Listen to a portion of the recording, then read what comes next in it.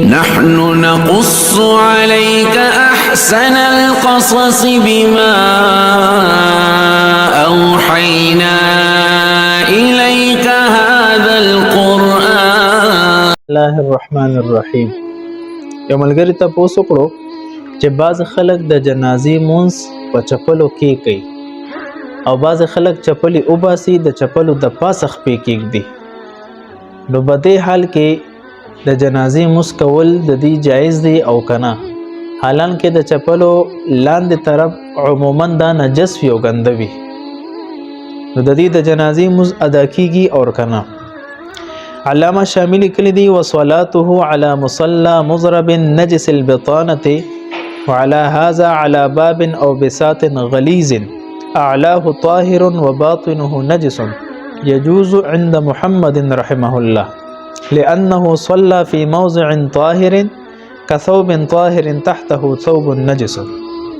قانون دا دی چې کله یو سیز داسې وي چې د هغې لاندې طرف نجس وي او بره طرف پاک وي او د لاندې طرف دا ګندګي بره طرف ته یعنی د پاک طرف ته سرایت هم نه کوي، نو په دې صورت کې به دغه سیز باندې به د پاک طرف باندې مونځ جایز دی.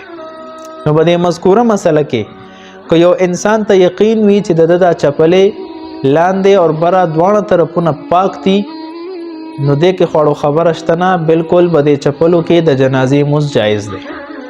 او کو چرته د چپلو لاندې طرف نجس وي ګنده وي لکه عموما چې څنګه دا ناپاک وي او بره طرف پاک وي، نو په دې صورت کې هم فقها فرمایي چونکې بره طرف پاک دی او د چپلو د لاندې نجس طرف نه ګندګي بره طرف ته نه راځي سرایت نه کوي، په دې صورت کې هم په چپلو کې مونځ د جنازې جایز دی.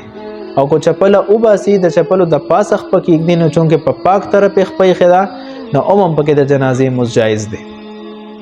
البته افضل دادی چې چپله وباسي او د چپلې نه د لاندې په ځمکه خپې کېږدي، نو په دې صورت کې شکوک او شبهات بالکل ختم شي او د جنازې مونځ بغیر د کراهت نه ادا شي.